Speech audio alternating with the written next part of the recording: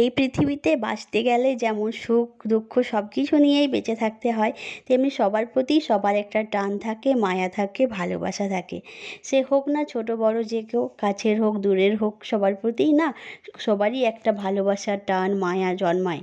একটা সময়ের পর আবার কিছু কিছু ক্ষেত্রে সেটা কেটেও যায়। কেন কেটে যায়? কারণ খারাপ ব্যবহারের জন্য, তাদের ওই অন্যায়গুলো সহ্য করতে না পারার জন্য।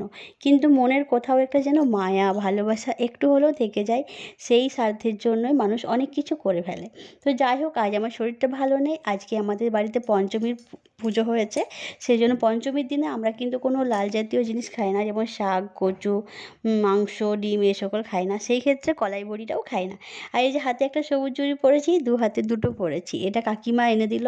তো একরকম আমি পরেই নিলাম। আমি জানি যে হাতে সবুজ জুড়ি পরলে নিরামিষ খেতে হয়, কিন্তু সেটা তো আর হবে না, কেননা শ্রাবণ মাস প্রায় শেষের দিকে।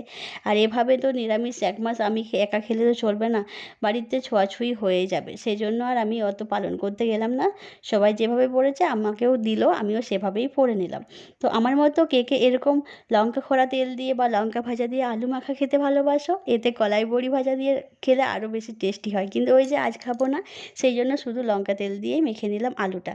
এটা দিয়ে আমি দেখো প্রথমে মামামের জন্য তুলে রাখছি, ও যেহেতু ঝাল খাবে না, তারপর আমরা আমাদের মাখাটার সাথে লঙ্কা দিয়ে মাখলাম। তো চলো আজকের ভিডিওটা এই পর্যন্তই, পরের ভিডিও নিয়ে ফিরে